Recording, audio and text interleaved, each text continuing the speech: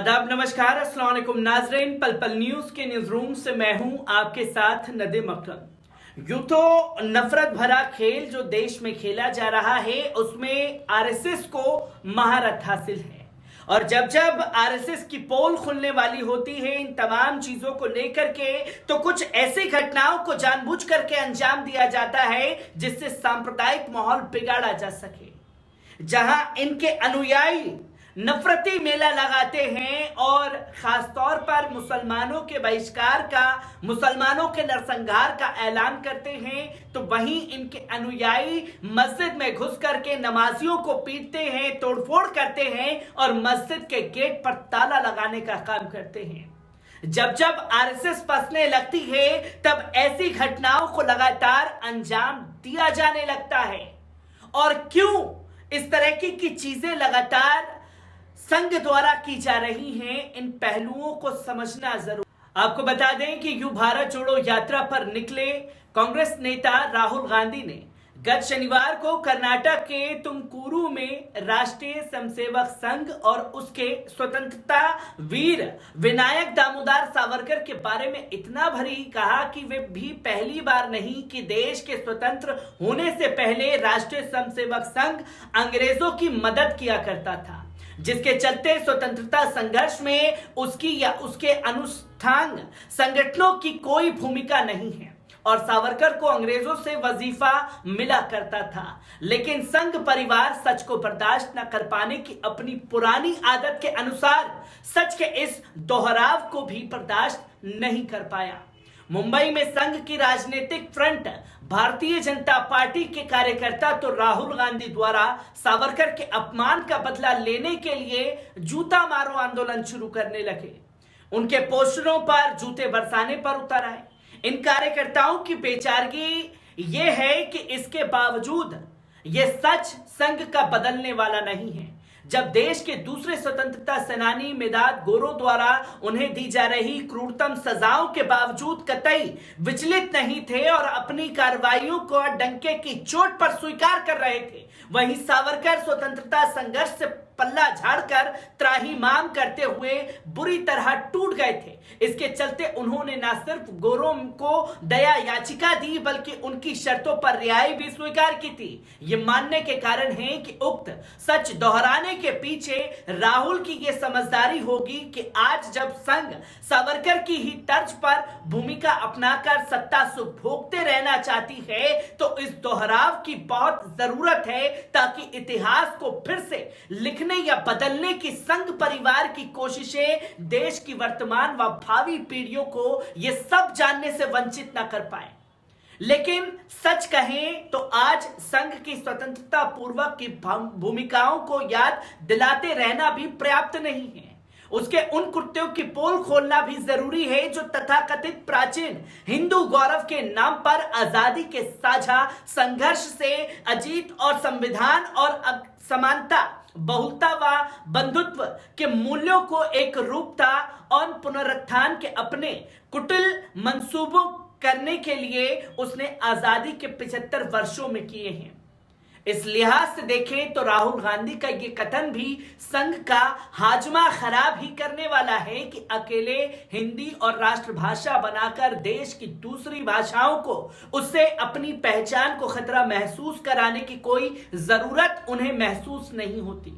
ऐसा कहने से भले ही हिंदी पट्टी में राहुल के राजनीतिक जोखिम थोड़े बढ़ गए हों, वे हिंदी, हिंदू और हिंदुस्तान की संघ की उस एकाएक अवधारणा के ट्रैप में फंसने से बच गए हैं जिसका जरूरत से ज्यादा शोर भी नफरत व हिंसा के जरिए विभाजन के उन सारे खतरों को बड़ा कारण है जिनसे निपटने के लिए उन्हें भारत जोड़ो यात्रा करनी पड़ रही है।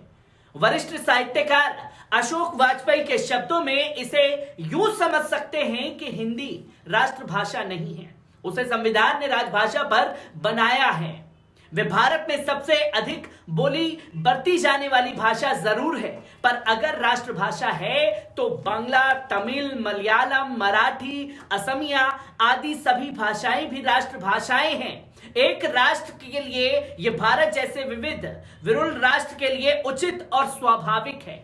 भारतीयों का गौरव हिंदी को इकलौती राष्ट्रभाषा बनाने से ज्यादा देशी भाषाओं की विविधता और उनमें रचना, विचार, ज्ञान, अनुभव की जो चीजें डाली जानी चाहिए उसकी सक्रियता बढ़नी चाहिए।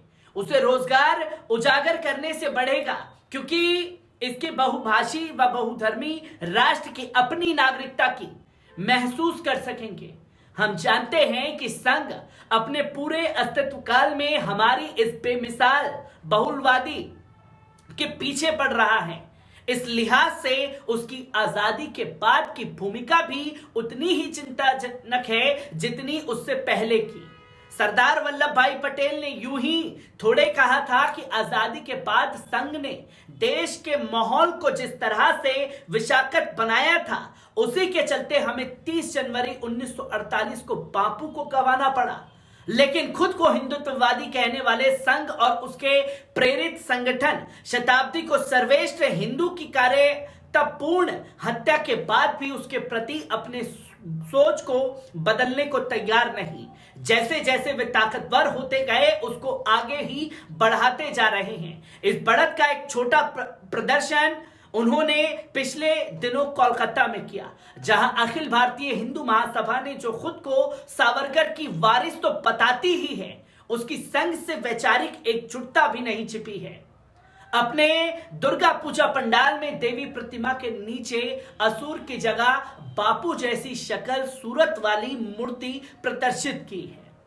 बापू के ऐसे मर्मात्मक अपमान को लेकर बुरी तरह घिरे जाने पर भी उसको यही लगता रहा कि वे हिंदुत्व को पताका ऊंची कर रही है। थोड़ी शर्म आई तो उसमें इतना भर की मूर्ति की आंखों से चश्मा हटाकर चेहरे पर मूंछ व सिर पर नकली बाल लगा दिए। दूसरी ओर हिंदुत्ववादियों को बापू के हत्यारे के महिमा मंडन, उनकी हत्या का दृश्य दोहराने का आनंद लेने से भी परहेज नहीं है।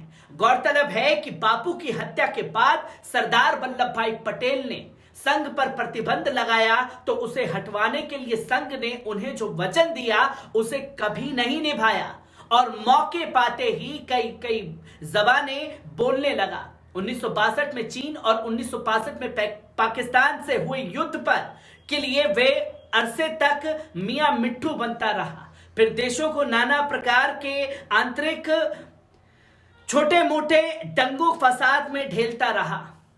जनता पार्टी दोहरी सदस्य के रूप में उसके स्वयं सेवकों को, देशवासियों को 1977 में देखा गया। दूसरी आजादी का सपना तोड़ डालने में भी कोई हिचक नहीं हुई।